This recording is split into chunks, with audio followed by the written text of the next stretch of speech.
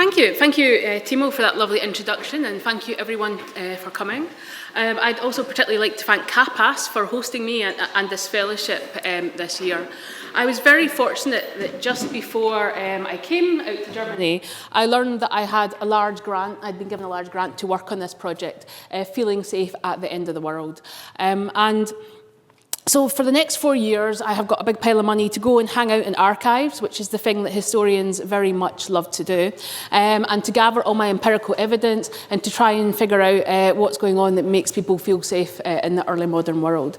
But at this point in the project, it's very much early days, and the thing I've been enjoying at CAPAS is actually the opportunity to start doing some of the kind of theoretical and methodological thinking that will underpin this project once I get into the archive. So that's my kind of way of apologising and saying that you're not going to get too many dead people in this talk, but you are going to get lots of ideas instead. Okay, so what are we going to talk about? So this is a little bit of a structure, so you kind of know what's going to happen and where you are, so you can all feel safe as I go through the talk. So we're going to start talking about the project itself, how to feel safe at the end of the world, and the problem that I see that I'm trying to solve, I guess, with this research. What is it I want to find out? Then we're going to look at some key kind of concepts that are important to this work and that kind of frame the sorts of questions that I'm asking in it. And that is the concepts of family, time, and emotion. And finally, in the last part of the talk, we are going to look at the emotions of safety and security. So when you get to that point, you can all relax because you know you're almost finished, right? So it's good. Okay, so how are we going to go? So what is the problem? So the question that I set out to ask in this is how to feel safe at the end of the world. And this question was motivated by our end times that we now live in. So in Australia, but actually in many countries across the world, there are a number of studies and reports that suggest that children and young people are experiencing very high levels of anxiety, of despair, that they are struggling to envision a future for themselves. And some of that is about climate change and that changing planet in the sense of which that there isn't a future for them at a kind of planetary level. But some of it is also about the fact in many countries that we have quite significant changing standards of living. And so that youth today cannot look and necessarily see that they will earn a lot of money and have a home and have those kind of aspirational goals and lifestyles that their parents might have had. And so they are having to think about what their life might look like when they have to do, I guess, build families and lives that don't hold the things that their parents had in them. And so there's a kind of really interesting question there about what emotions work children are doing in that space and why so many of them feel very anxious and despairing about that, and also why their parents do. So a lot of the anxiety about this is around parents actually worrying about their children. And so the question is, well, how do we support children and young people in that context? How do we make them feel safe at the end of the world? Well, as a historian, it strikes me that this is not the first time that we've lived at the end of the world. And so I thought it would be quite interesting to see how families living in other periods thought about these problems and how they persisted, how they saw a future for themselves, for their children, how they moved forward under conditions of significant uncertainty. And so that kind of raised a question for me around, I guess, what I'm calling the emotions of safety and security and how we promote them. And so there's kind of two parts to that in a study. A historian of emotions is also, well, what are the emotions of safety and security? What does that look like? What does that feel like? And then how do we go about kind of reproducing that? And so this project is designed to do that, and it's designed to do that by looking at an early modern case study of families and children and how they were doing that work. So we'll talk now a little bit about the case study. So the case study is early modern Europe. For the purposes of this study, my early modern begins in 1600 and ends in 1800. If you're a mainland Europeanist, you'll be quite happy with that timeline. If you are a British historian, you'll be like, that's the modern period has already started, Katie. It's not early modern anymore. But really, that's one of those kind of key questions for me. So we've got this period in time, and we have families and children who live in it. And so I'm kind of interested in thinking about how they live their lives and how they create, I guess, a sense of a future for their children. And one of the really interesting things about the early modern world is that people live in apocalyptic conditions, and they live in apocalyptic conditions in the very traditional Christian sense, because this is the period where most Europeans, certainly not all, are Christian, and so that kind of framework for apocalypse is very present in their mindset. And the early modern period has a number of things that happen in it that help them feel like they live in an apocalypse. One is the Reformation. Now, the Reformation happens a century before my project starts, but the Reformation is when the Catholic Church kind of starts to break up and Protestantism arises, and there's huge amounts of conflict. But that is very much framed at the time by many of the people involved as an apocalyptic moment, right? It heralds end time. The Pope, is the Antichrist. They look around them and they see the portents and they think of all these religious changes as very much symbolising this apocalyptic moment. And if anything, that just continues into the 17th century, where we have active religious wars for basically a century as different parts of Europe try to decide what kind of religion they're going to be or what kind of Christians they're going to be, and are using that apocalyptic language and framework to think through that process. But it's not just the fact that religion is on everyone's minds that makes people worry about apocalypse. There is also around them real and evident portents and signs that the end of the world is coming. And one of them is what we now call the mini ice age. And this is a period of particularly low temperatures globally that actually has serious impacts on the weather and on harvests. And so you have massive famines, and you have strange, weird weather that is unpredictable and nobody expects. And you also have outbreaks of plague, many of them repeated, that have very significant impacts on populations. Lots of people die. And so all around them, people are seeing all of these signs that the end of the world is coming, and they are living in that context of anxiety. And there's been quite a lot of work by historians on, that apocalyptic feeling, on that fear and anxiety and what it does. And some of the more famous studies that people might have heard of are things like the witch hunts. So the witch hunts have often been tied to these kind of apocalyptic events. People are scared, they're anxious, they need somebody to blame. Witches are a useful way of doing that, right?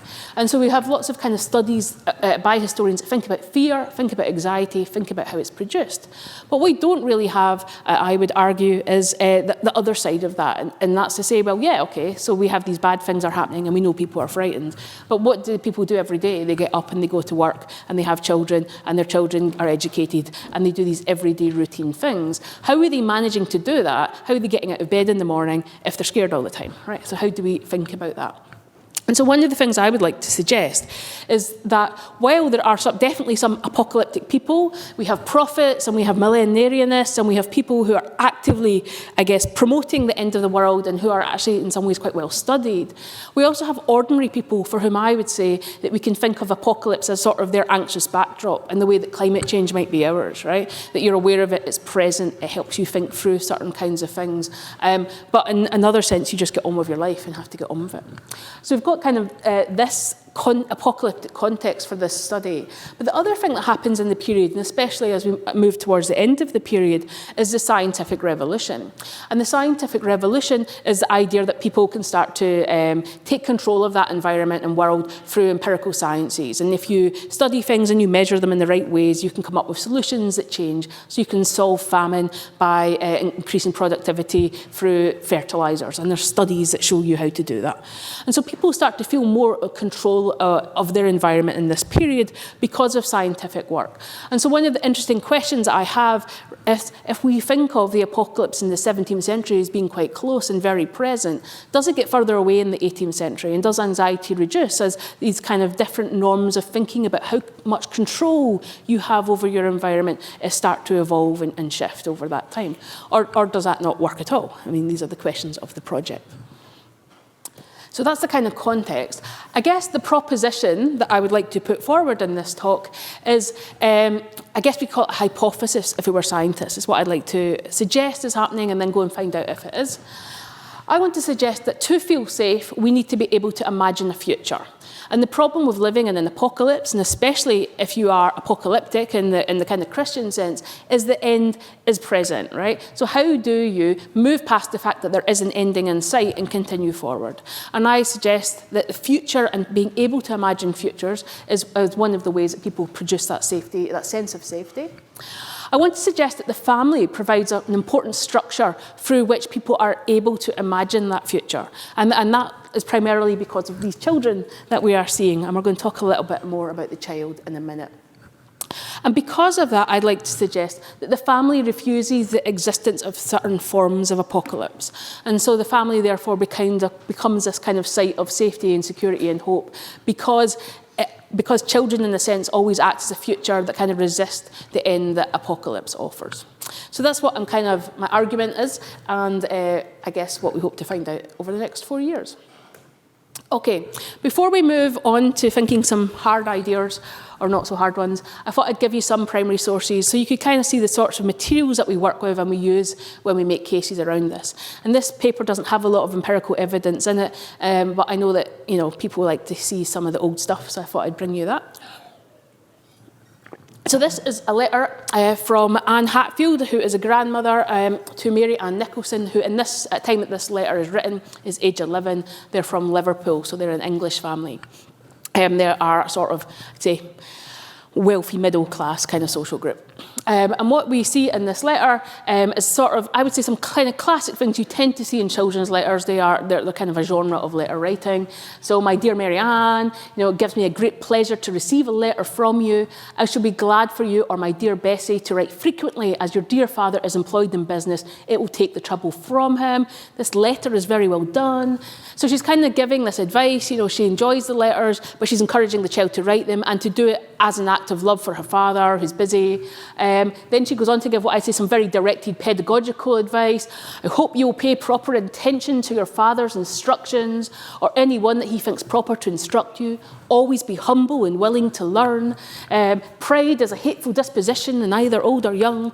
So we're getting some proper pedagogical kind of lessons in this letter from this grandmother. Then it continues into some news and some practical things. She sent 3 pairs of cotton stockings. So we're seeing this kind of practical care and this gift giving. And then we continue into this kind of sad bit where there's a moment of pause where she goes, "Oh, the loss of your dear mother have been a great affliction to me. We must endeavour to submit to that almighty power that orders all things for the best. Assure yourself, my dear girl, though your mother is dead, you are her representative in my affection." And so we kind of have this moment when we pause and we think about the dead mother, who is also the dead daughter of the granny, and the way that the child is being positioned here to get a moral lesson, but also have this moment of sympathy. And then we have this kind of traditional signing off, give my love to everyone, kisses from your grandmother. People got kisses even in 1803, right? So that's kind of one example. And just to show that this is actually a fairly standard kind of children's letter, we've got this one from Jane Johnson, who's the mother in this case, to her son Robert Johnson, who is 10.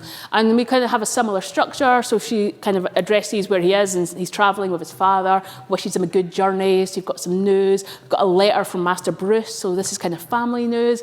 But then we kind of get again into a sort of pedagogical moment. My dear Robert, remember God Almighty in everything you do and wherever you go, and pray continually to him to make you wise and good. Remember, this was King Solomon's prayer that his mother taught him when he was a little boy, as you are. And so she's kind of giving him Bible verses, but also pedagogical advice, I guess, on how to be a good child and a good man when he grows up. And then at the end of the letter, she does the similar thing of saying, I love you dearly and think you're one of the most sensible children of your age in the world. And she again sends her kisses to her children, because that's what people do. And in this particular letter, she also gives him a couple of verses on the other page. So these are on earth who hopes to happiness see. So these are somebody else's verses. And she tells him, learn these by heart before you come home. And finally, she ends, oh, Robert, live forever, which feels quite moving in an era where children die in extremely high numbers. Half of them will die before they're 5, right? So you have this kind of sense of love and emotion, but also these kind of pedagogical teachings that go on that we use as our evidence for this kind of work. So we'll come back to these letters at the end. But now we're going to talk about some of the concepts and ideas that I want to deal with in this work. And one of them is a history of time. So the early modern period is the time when time gets invented, or rather historical time starts to kind of be enforced on the population. So historical time is the idea that there is a past, and there is a present, and there is a future, and that those things might run next to each other, but they are distinct and separate from each other. They're three different periodizations. And that's an incredibly common way of thinking about time that for all of us today is how most people think about time now. In this period, not everybody does, right? And that's kind of important. One of the important things is we invent historical time in the early modern period, and we start to use it as a disciplinary practice that shapes how people live their lives. And so the studies of nostalgia, for example, argue that the reason that nostalgia is so severe in the early modern period and people die of it, like an illness, is because this discipline of historical time is disrupting older forms of time and making them think about their relationship to the past in a different way. And by the time we get to the modern period, nostalgia is no longer such a big deal, so we can think nostalgically and not die, because actually we are much more adapted to new temporal conditions, right? So you've got this one kind of time that's going on.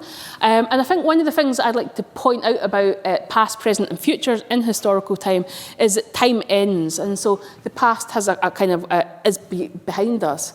But also we can't actually decide what that unit of time is, that is the past, until we get beyond it. So there's kind of a foreclosure of a certain kind of temporal moment that you kind of need to understand what it is.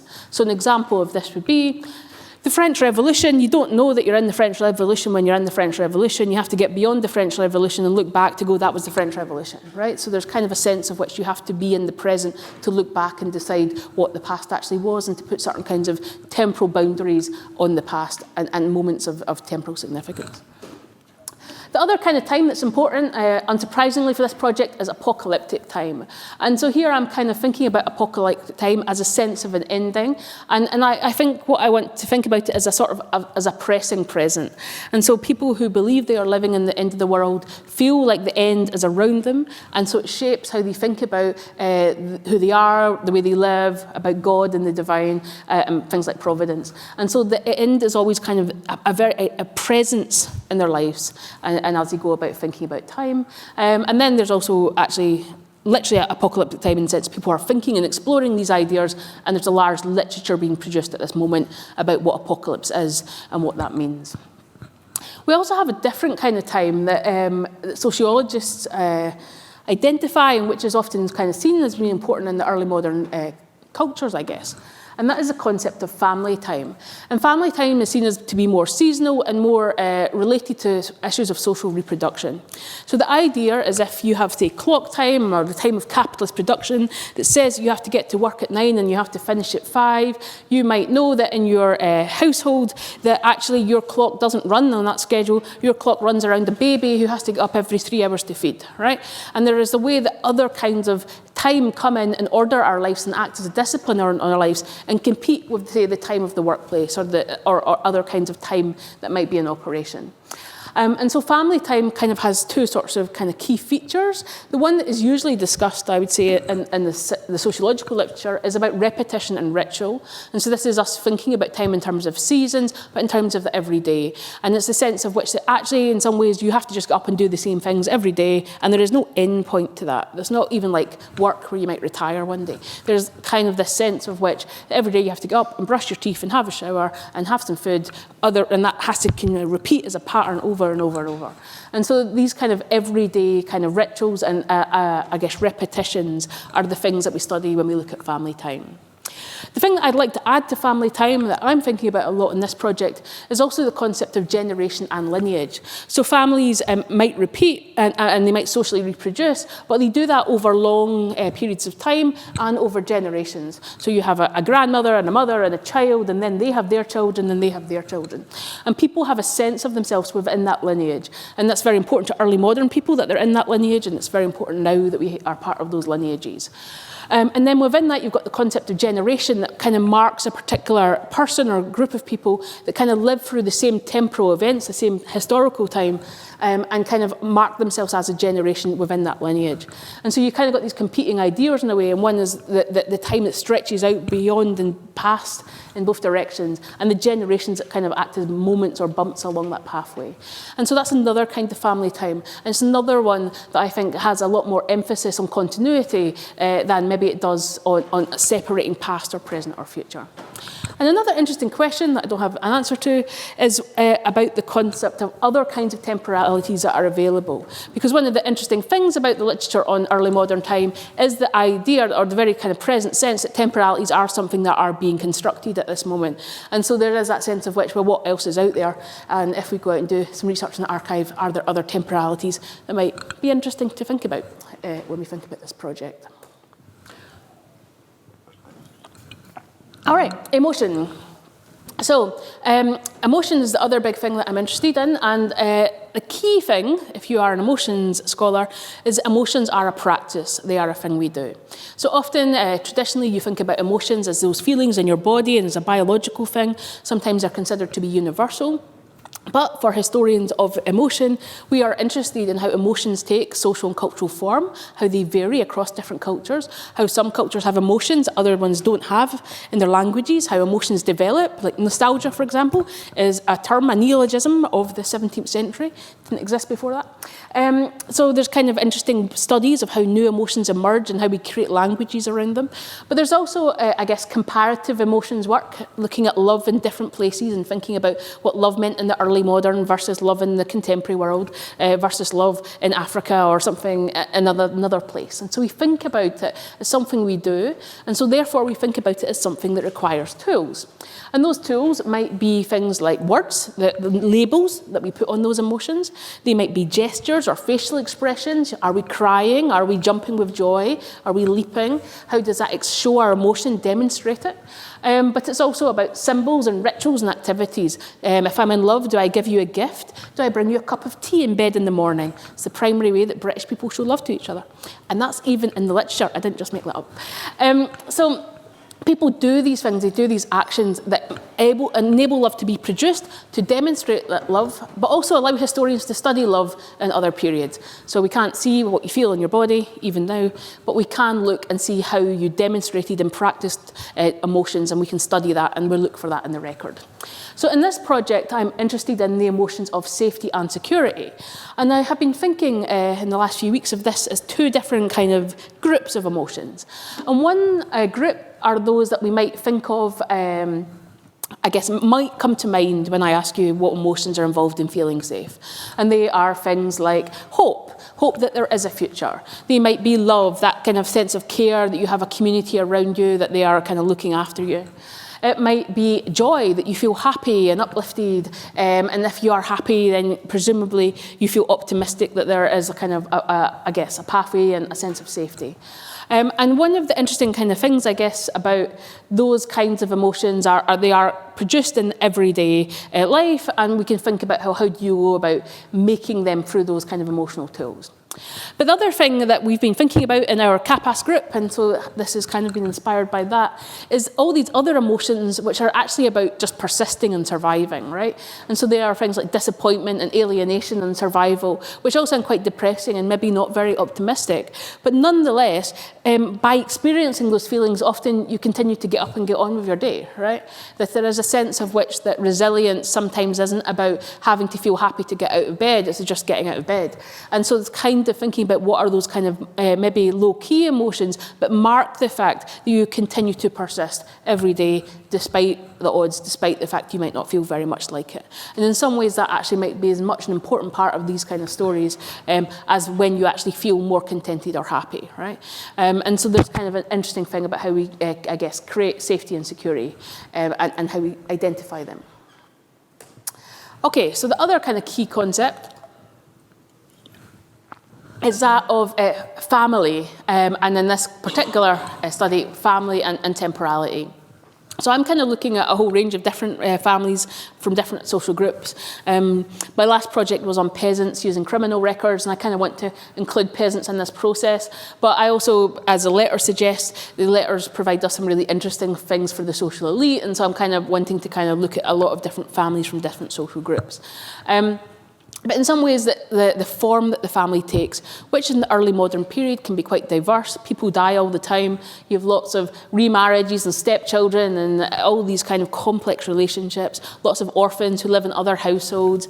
So you've got households that are nuclear, but you've also got households that people live together. So we've got lots of different kinds of households and families to look at. But one of the things I think is kind of important to many families, maybe not all of them, but certainly many, is this sense of lineage, and this sense that the family is something that persists through time. And so there's two kinds of ways that we can kind of think of family lineage.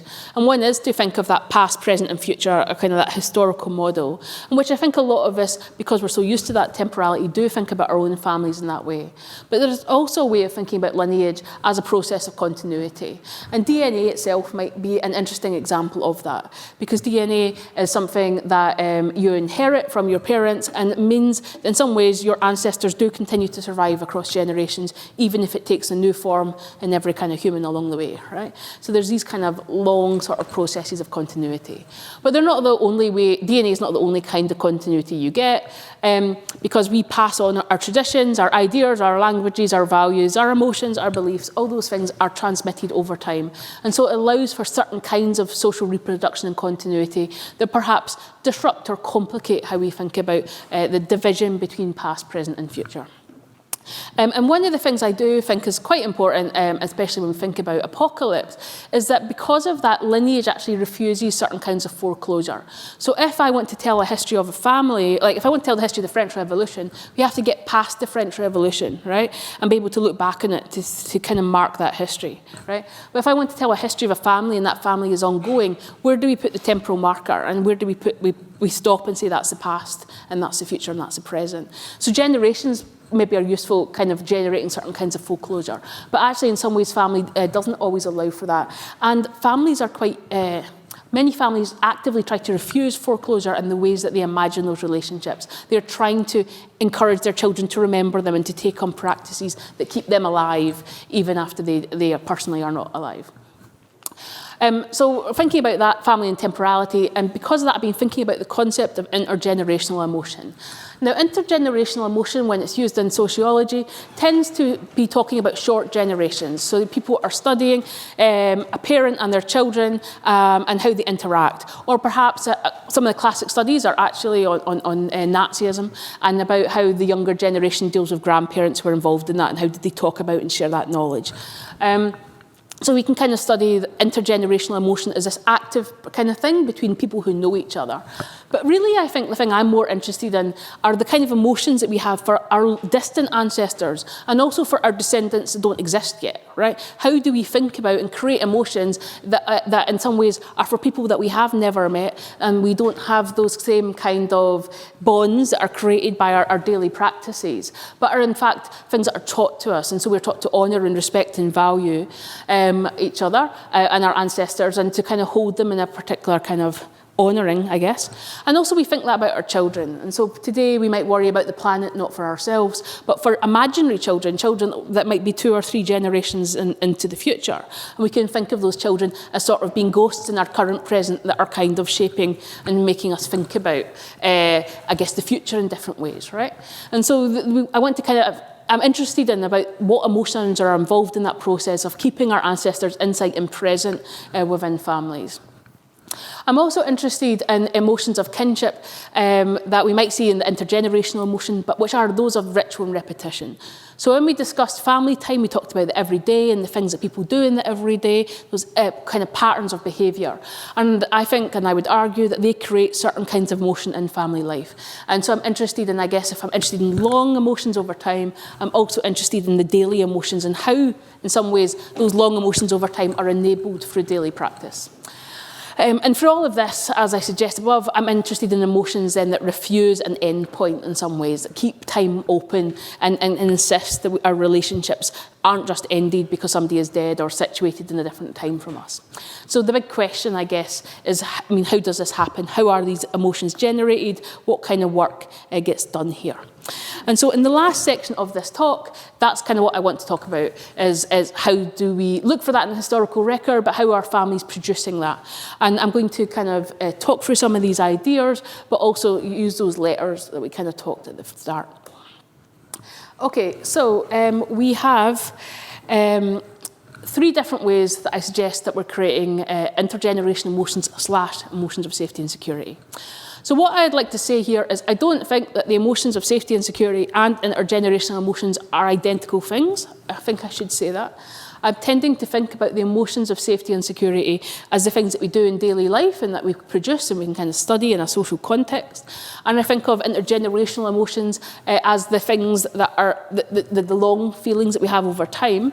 What I think I do suggest at the end is that the emotions of safety and security, as we make them, we also encourage those relationships with our ancestors over time, that our ancestors are involved in our daily lives, in effect. And so those things are related, but they're not physically the same thing. Okay, and there are 3 ways that I think that we do emotions, or certainly there's more than 3. But there's 3 that I want to talk about in this project: symbols, practices, and narrative / imaginaries. And so now I'm going to kind of talk about each of them.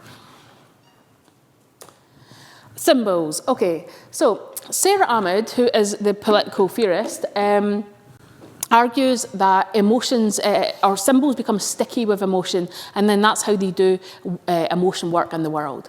And her example of this are migrants. And she says that cultural discourse around migrants makes them sticky with hate. So we see them as a problem. We have a lot of rhetoric in the press and makes them a problem. And so we generate hate around the migrant. And so what happens to the migrant as a symbol is it becomes sticky with these emotions of hate and anger and racism and various other things that sort of attach to that symbol. And that means that when we use the concept of migrants in pieces of rhetoric or in the world around us, or even when we meet someone who is a migrant, it promotes those feelings. So I don't have to say to you, you need to hate a migrant. I don't have to use the word hate. I can just use the word migrant and encourage that feeling in you, right? And so she's kind of arguing that because particular objects or people or groups become sort of sticky with emotion, they are unable to do kind of emotion work. And so I would suggest that in this project, there are 2 kinds of symbols that are particularly sticky with emotion and that are relevant to this. And one is the family and one is the child. The family is a really important unit of social order in the early modern period. We might argue it still is. And it does a lot of rhetorical work. It's the foundation of social order in the household, and the family as a household is the place where the primary discipline and ordering of the world should happen. And they imagine the state, the nation, as a sort of household writ large. So the language of families and households is all over political rhetoric. If you are the monarch, you imagine yourself as a father or a mother, and when you talk to your people, you will use that language to encourage them to love you, which as a monarch, you want your people to love you. And so this kind of family is a very important symbol for early modern people, and it becomes sticky with lots of different ideas. One of the more prominent emotions is love, that we are meant to love our members of our family, and so if somebody is a member of your family, then when you think about them as family, that's what you should feel towards them.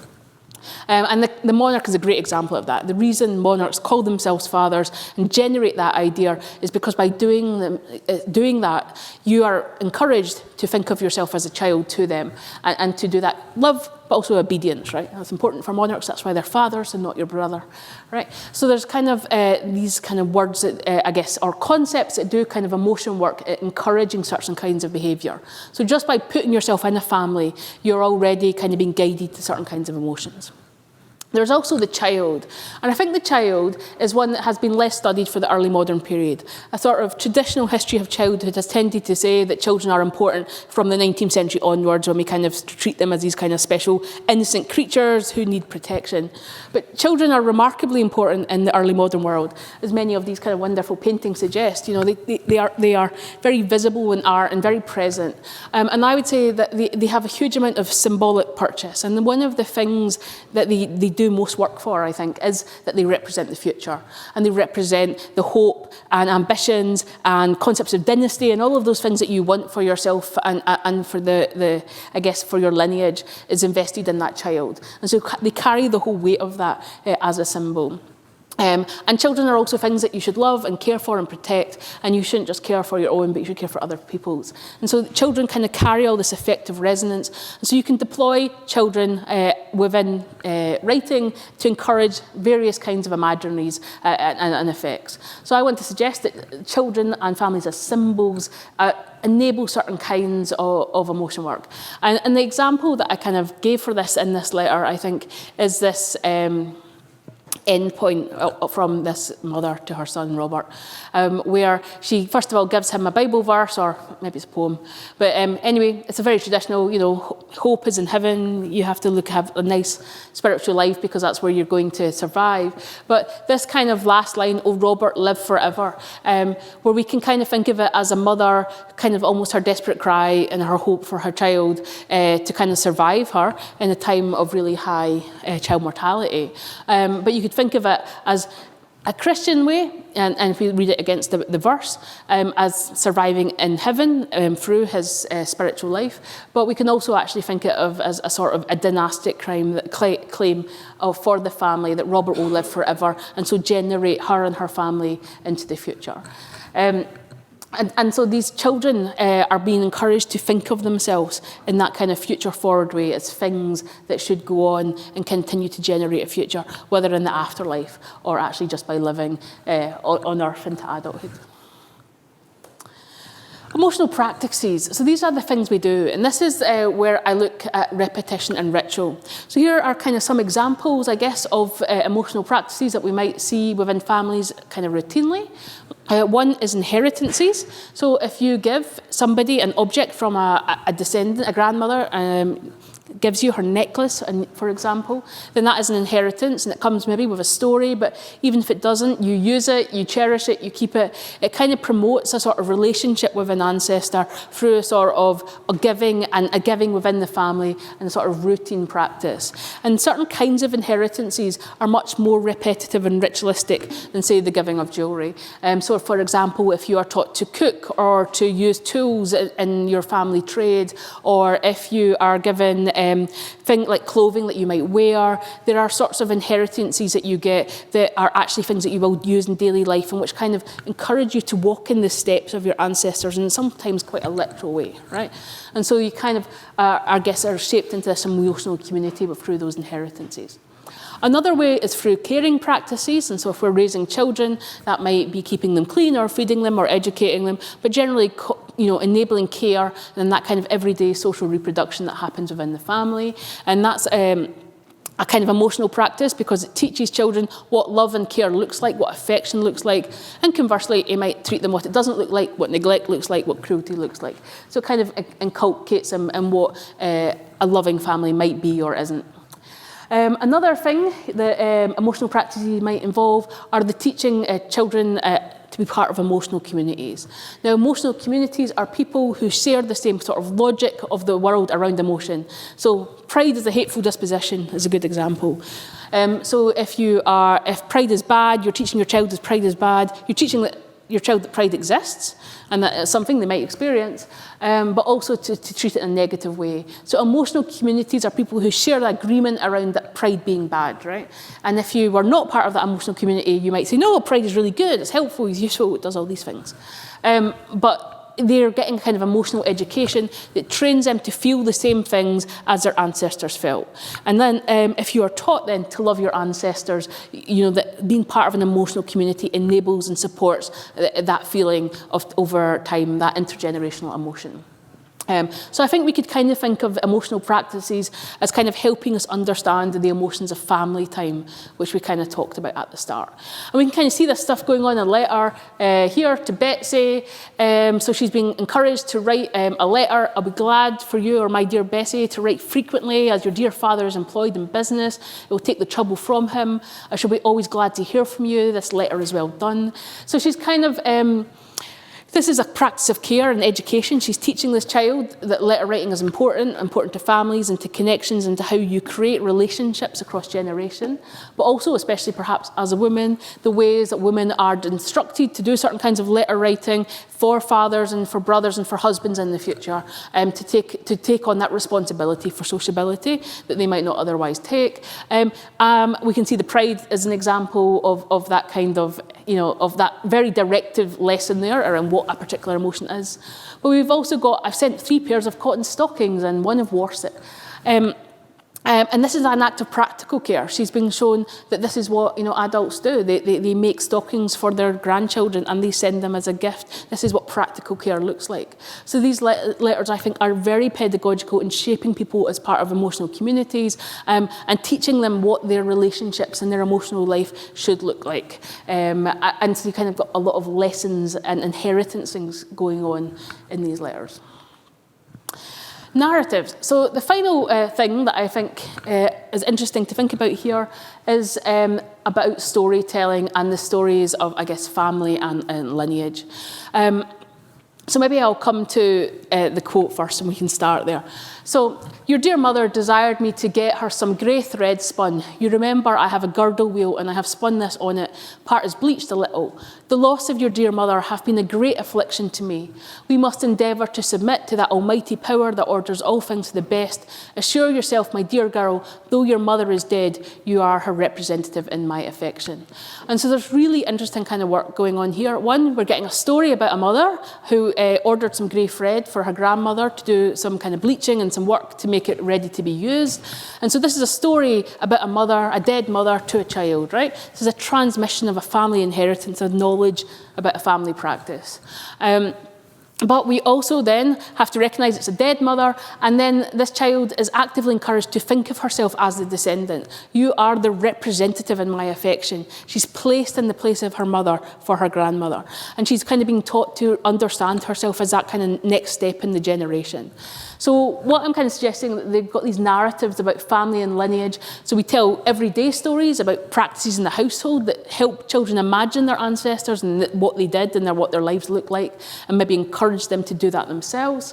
But also stories, I guess, about them as children emerging from that, about what their futures will look like as a result. And so one of the futures that's being situated for this child, for Mary Ann, is this sense of which she will now carry forward the family in the way that the mother can no longer do. And you could think of that as quite a big emotional burden to put on a child, I think, actually, in some ways, from a modern point of view. But she is being encouraged to imagine herself, I guess, into the future because she carries on the mother's memory and representation here. And so what I kind of want to suggest, and really in all 3 of these examples, is there's kind of 2 things going on. One, there is the kind of local emotion work that's being done within the family to educate children on how to feel, and that is about emotional practices and rituals, and often deals with very mundane and everyday things. It deals with giving people stockings and making sure that you write a letter for a family member. It's very everyday kind of emotional life. But in doing that, they are also being taught about their place within this lineage, and they are being taught to remember themselves as somebody who does something because their ancestors have done it, because their father does it, because it is a thing that happens across generations, and also to imagine themselves as the descendants of that tradition.